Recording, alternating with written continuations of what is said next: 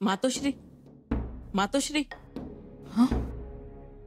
ज्या ज्या कवींनी ग्रंथ लिहिले ते पूजनीय असतात ना? हो, वाल्मिकी, महर्षी व्यास, कालिदास हे पूजनीयच आहेत. आणि ज्यांनी तलवार गाजून रयतेला रक्षिले ते राणा प्रताप, राणा कुंभ, आमचे आजोबा शहाजी महाराज, ते सगळे वंदनीय ना? ते वंदनीय आहेत. आणि ज्यांनी रयतेवर प्रेम केलं, रयतेची काळजी घेतली, ते आमचे आबासाहेब, ते महनीयच ना?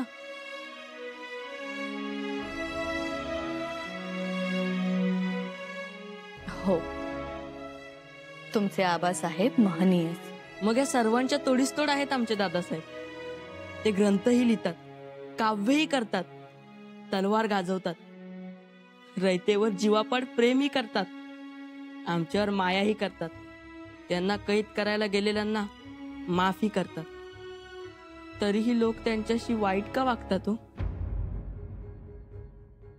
माशातून विष घालण्याचा प्रयत्न केला, ते काही चांगले नाही झाले.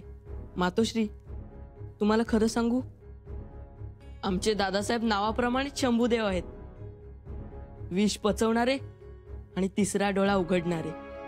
बघाच तुम्ही, ते सहन करतील, पण जर ते चिडले तर ते कोणालाच माफ नाही करणार.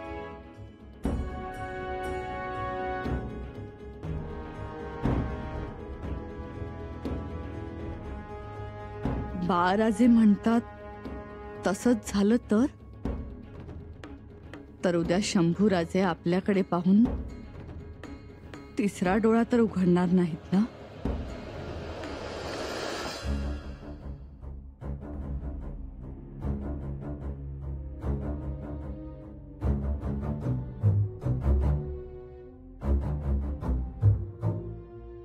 इथे काय करताय? काही नाही, तुम्हालाच शोधत आले. तुम्हाला सांगितलं होतं ना, इथे यायचं नाही आणि हातबीत लावाल. हात नाही लावणार, पण हे आहे काय? चक्रव्यूह आहे समजा. चक्रव्यूह? हो, चक्रव्यूह. म्हणजे महाभारतात होता तसा? हो हो, तसाच. पण हा कोणासाठी तयार केलाय? आणि तो भेदणं मुश्किल होता ना? हा सुद्धा मुश्किलच होता. तिथे आत जाण्याची, बाहेर पडण्याची वाट होती, मार्ग होता. पण इथे तसं नाही. इथे आत जाण्याची वाट आहे, पण बाहेर पडण्याचा मार्ग नाही. अगं बाई, मग तुम्ही तर अजिबात चक्रव्यूहात जाऊ नका, नाहीतर आत शिराल आणि बाहेर पडता यायचं नाही तुम्हाला. मी कशाला आत शिरतोय? मी हा चक्रव्यूह दुसऱ्यासाठी बनवलाय. कोणासाठी? बस, खबरा काढायच्या नाहीत. आणि पुन्हा इकडे याल तर याद राखा. मी कशाला येतेय? घरी महादेवाला अभिषेक केला होता. कशासाठी? शंभूराजे सुखरूप आहेत म्हणून अभिषेक केला. शंभूराजांच्या सुखरूपतेसाठी अभिषेक? हो, करायला पाहिजे ना. केवढा आनंद झाला मला, रयतेला. तुम्हाला आनंद झाला? मग राजा आहे आपला, म्हणून तर प्रसाद घेऊन चालली आहे गडावर राणी साहेबांना. नाही जायचं. का? आणि हा प्रसादही वाटायचा नाही. आणा इकडे तो प्रसाद. अहो द्या म्हणतोय ना, द्या.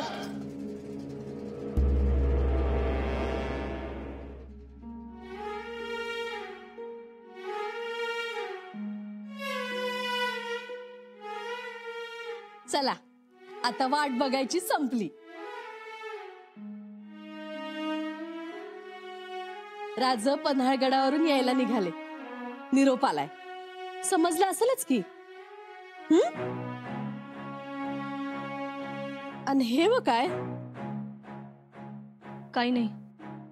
ही आवरावर कसली? आम्ही निघतो आहोत. आणि कुठं जाणार? पन्हाळगडावर? हवं, पण राज तर पन्हाळगडावरून इकडे रायगडी यायला निघालेत. मग आता कशाला जायचं पन्हाळगडावर? कशाला ह्या संदुका भरायच्या?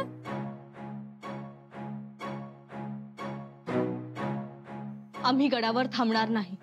मजी आणि निघालाय कुठं? शृंगारपुरी. शृंगारपुरी किंवा जिथं कुठं शांतता असेल तिथं, जिथं कारस्थानं नसतील तिथं जाणार आम्ही. अव काय बोलताय?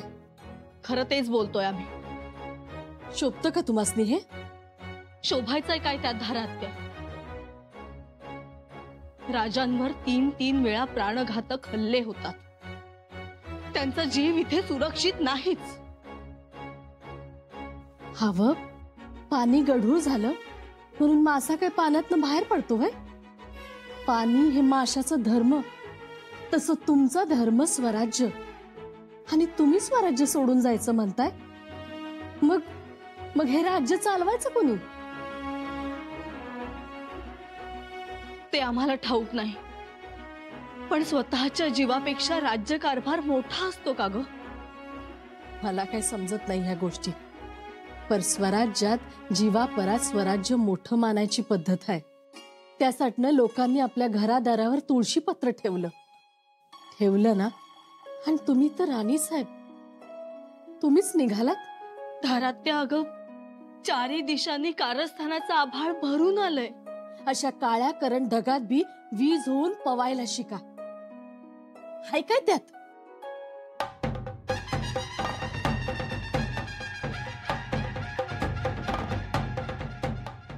राजे आले. आलं राज. चला आता सामोर व्हा. मी औक्षणाचं ताट बी आणलंय. चल. राणीसाहेब, राजांचं गडावर येणं झालं आहे, पण ते थोरल्या महाली गेले आहे. थोरल्या महाली? परस्पर थोरल्या महाली? कारण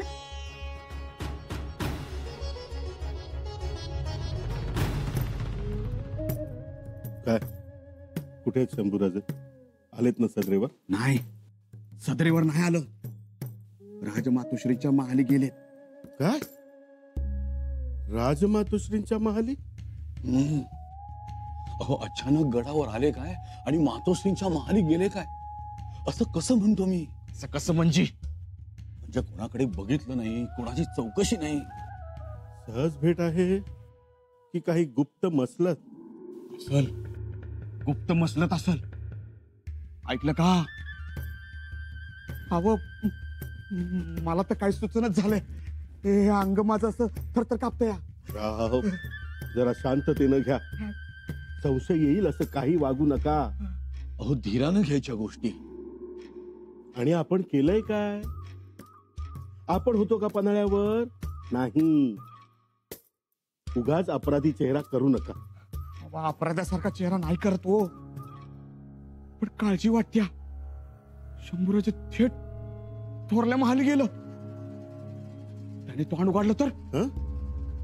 सोयरा मातोश्रीने तोंड उघडलं तर? हो, उघडलं तरी आपण कुठे काय केलंय? आपण काहीही केलेलं नाही.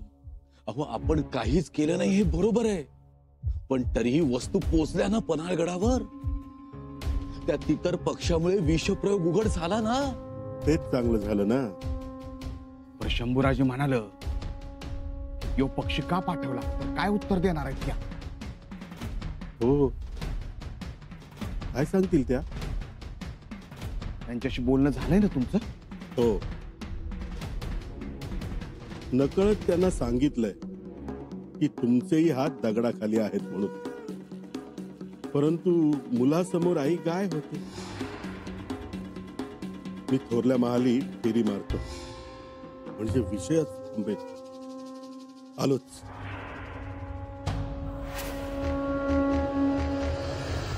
आता हे बरं आहे का?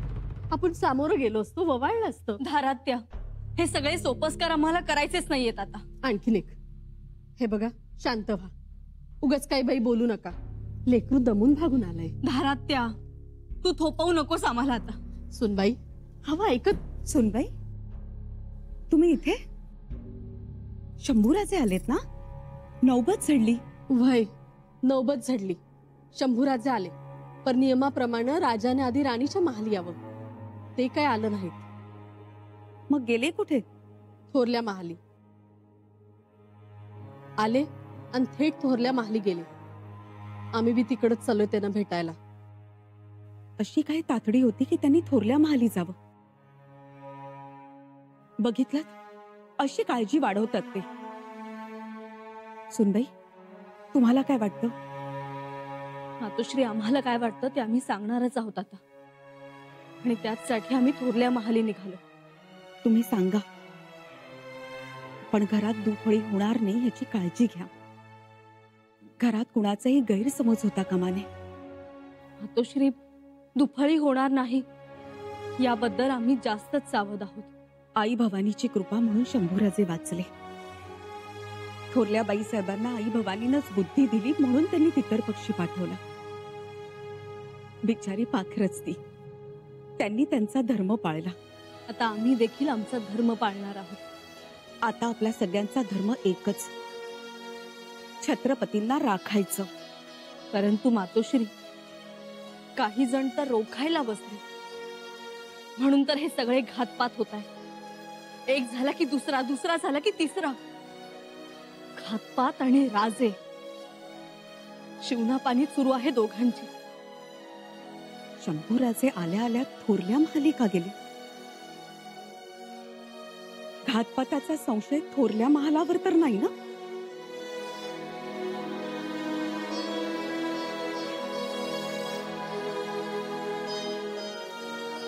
येऊ शकतो. चला लवकर थोरल्या महाली. चला. जी.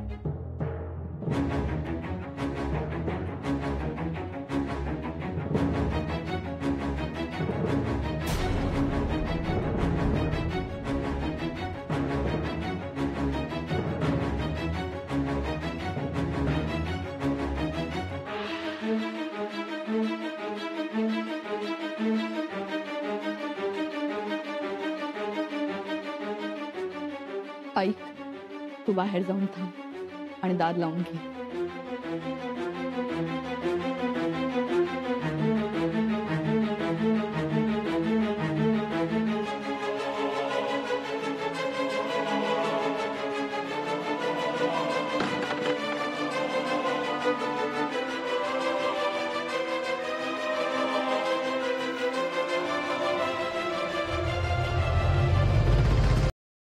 शंभूराजे,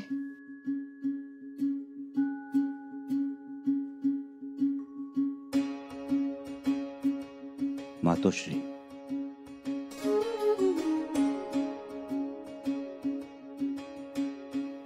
सुखी बाबा, आयुष्यमान बाबा.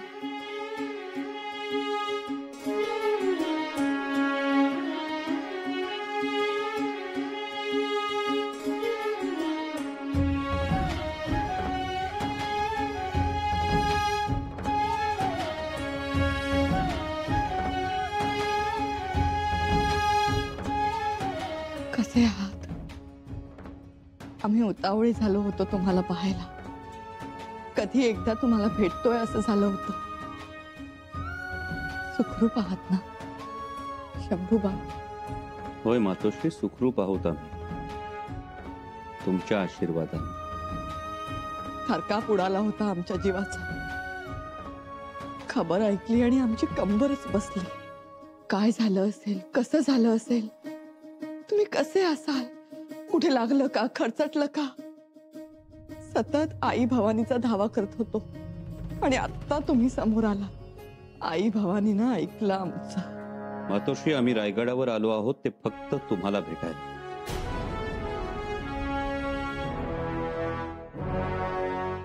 आम्हाला भेटायला? होय, कारण मातोश्री आम्हाला सगळ्या गोष्टींची उत्तरं मिळतात. फक्त एका गोष्टीचं उत्तर मिळत नाही, जे उत्तर केवळ तुम्ही देऊ शकता. बोला शंभूराजे. मातोश्री, पन्हाळगडावर जो घातपात करण्याचा प्रयत्न झाला त्याविषयी तुम्ही काही जाणता?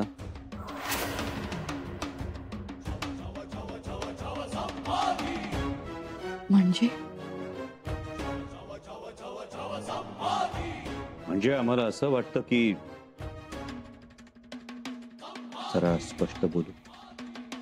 स्पष्ट बोललेलंच बरं. मातोश्री, आमच्यावर विषप्रयोग होणार हे तुम्हाला ठाऊक तर नव्हतं ना? तुम्हाला काय वाटतं? असावं. त्याशिवाय का तुम्ही सांकेतिक वस्तू पाठवून आम्हाला सावध करण्याचा प्रयत्न केला? देवीचा अंगारा, खंडोबाचा भंडारा, वाघनख, तुम्ही त्या वस्तू पाठवल्या. सुरुवातीला काहीच अर्थबोध होईना, पण मातोश्री, त्या वस्तू पन्हाळगडावर आल्या आणि तिथून घातपाताला सुरुवात झाली. पहिला प्रयत्न झाला तेव्हा आम्ही बेसावध होतो. घोड्याची नाल काढली जाईल हे आमच्या लक्षातच आलं नाही, पण त्यातून आम्ही बचावलो ते दैवगतीनं, तुमच्या आशीर्वादानं. त्यानंतर मात्र आम्ही सावध झालो, कारण आमच्या समोर तुम्ही पाठवलेलं वाघनख होतं. वाघनख म्हणजे सावधानता, अखंड सावधानता. आमच्या शयन कक्षात शिरून आमच्यावर हल्ला करण्याचा प्रयत्न झाला, पण त्यावेळी आम्ही तिथं नव्हतो म्हणून बचावलो. त्याच्या दुसऱ्याच रात्री अन्नातून विष घालण्याचा प्रयत्न झाला, पण तेव्हाही आम्ही बचावलो, ते तुम्ही पाठवलेल्या तित्तर पक्षामुळे. या सगळ्यावरून हेच स्पष्ट होतं की तुम्हाला घातपाताविषयी संशय तरी आला असावा, किंवा असा घातपात होणार याची तुम्हाला पूर्वकल्पना असावी. राजे, परंतु कुणाच्या तरी दबावाखाली तुम्ही स्पष्टपणे बोलू शकला नाही. नाही राजे, आम्हाला याची काहीच कल्पना नव्हती. मग त्या वस्तू आम्हाला पाठवण्याचं कारण काय मातोश्री? तुम्ही आम्हाला विष उतरवण्याची शिशी पाठवता, तितर पक्षी पाठवता, शिवाय काळजी घ्या असं एका ओळीचं पत्र सुद्धा पाठवता. याचा अर्थ काय होतो मातोश्री? काळजी. याचा अर्थ काय शंभूराजे? याचा जो अर्थ आम्हाला ज्ञात झाला तो हाच, की तुम्हाला पुढे घडणाऱ्या घटनांची पूर्वकल्पना असावी. काय असेल ते खरं सांगा मातोश्री. नाही राजे, आम्हाला काहीच माहित नाही. मग तुम्ही घातपाताची निगडीत असलेल्या वस्तू आम्हाला का पाठवल्या? अचानक तुम्ही आम्हाला वाघनख पाठवावं? वाघनख हे महाराजांच्या शौर्याचं, चलाखीचं प्रतीक आहे. की कारस्थानाचा अफजल खान पुन्हा समोर येणार आहे, त्याच्या पोटास हे वाघनख लावा, असं तर तुम्हाला सुचवायचं नव्हतं ना? आणि तसं असेल तर मातोश्री सांगा, या कारस्थानाचा जनक कोण? आणि हेच जाणून घेण्यासाठी आम्ही तुमच्याकडे आलो आहोत. सांगा मातोश्री, सत्य काय आहे ते सांगा आम्हाला.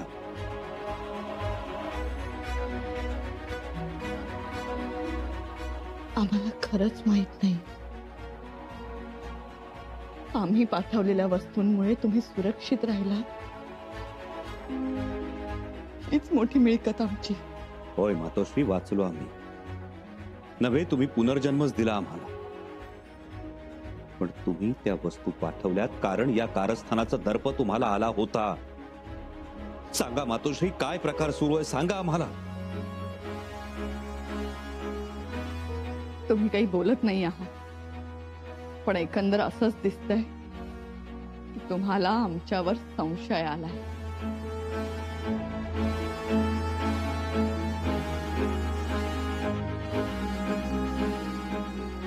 मातोश्री, आम्ही तुमच्यावर संशय घेत नाही, मुळीच नाही. फक्त वाईट या गोष्टीचं वाटतंय की घातपाताच्या संशयिताचं नाव ठाऊक असूनही तुम्ही आम्हाला सांगितलं नाहीत. पण आम्ही सुद्धा तुम्हाला हे खात्रीपूर्वक सांगतो आहोत, आज ना उद्या संशयित आमच्या समोर असेल.